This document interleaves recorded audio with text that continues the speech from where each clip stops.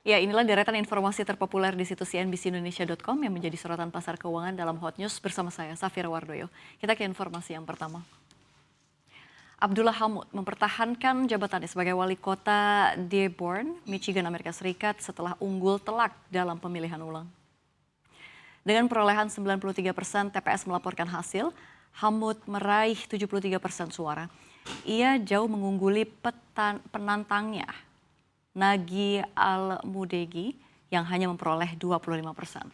Perhitungan final ketika seluruh TPS telah melaporkan suara menunjukkan Hamud tetap dominan dengan 71% dukungan, sedangkan Al-Mudegi mencatatkan 28%.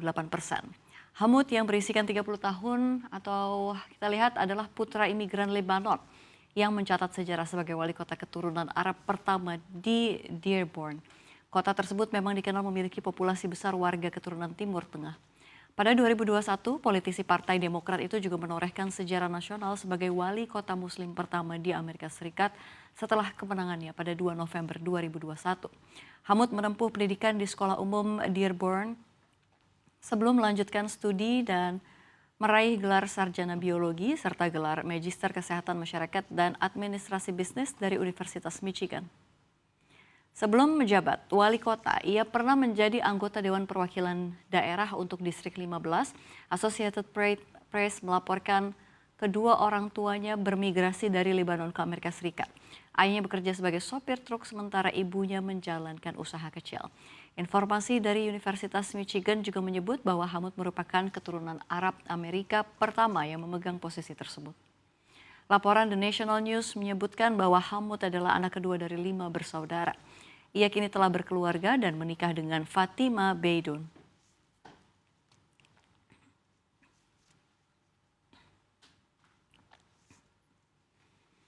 Kita ke informasi berikutnya, kecelakaan bus jemaah umroh terjadi di Arab Saudi pada Senin kemarin waktu setempat.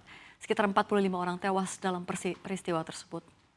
Dan rata-rata korban tewas adalah warga negara India. Kejadian berlangsung sekitar 25 km sebelum mencapai Madinah. Sumber resmi mengatakan terdapat 46 penumpang di dalam bus tersebut.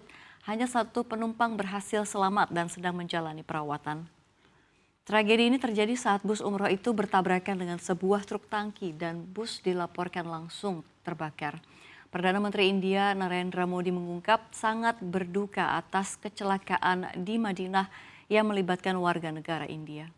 Kecelakaan ini bukan yang pertama. Pada Maret 2023, sebuah bus yang mengangkut jemaah haji ke kota suci Mekah terbakar setelah bertabrakan di jembatan, menewaskan 20 orang dan melukai lebih dari 2 lusin orang lainnya. Pada Oktober 2019, sekitar 35 warga negara asing tewas dan 4 lainnya luka-luka ketika sebuah bus bertabrakan dengan kendaraan berat lainnya di dekat Madinah. Ibadah umrah dan haji merupakan komponen penting dari sektor pariwisata Arab Saudi yang sedang berkembang pesat, yang diharapkan para pejabat akan membantu mendiversifikasi ekonomi kerajaan dari bahan bakar fosil.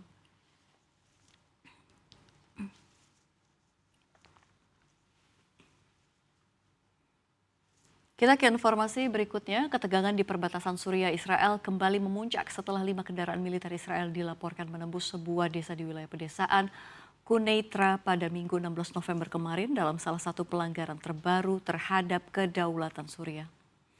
Berdasarkan laporan kantor berita resmi Suriah, Syrian Arab News Agency atau SANA, konvoi tersebut memasuki kota Saida al-Golan di wilayah selatan Quneitra pada dini hari sebelum kemudian mundur kembali ke arah perbatasan.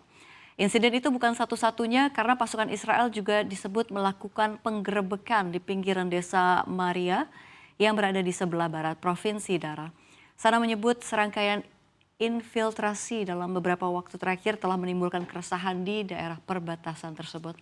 Warga lokal mengeluhkan makin seringnya pasukan Israel bergerak masuk ke lahan pertanian mereka, disertai laporan penghancuran ratusan hektar hutan, penangkapan penduduk serta pendirian pos pemeriksaan militer baru oleh Israel. Pelanggaran berulang ini terjadi di tengah catatan agresi lintas batas yang meningkat tajam.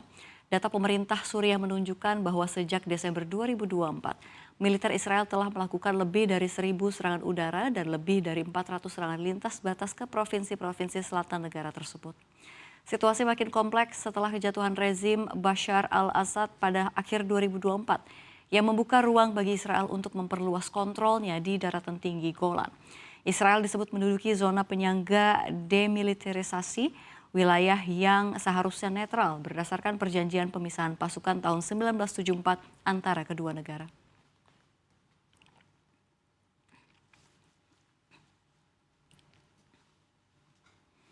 Kita ke informasi yang terakhir dalam Hot News kita pada pagi hari ini.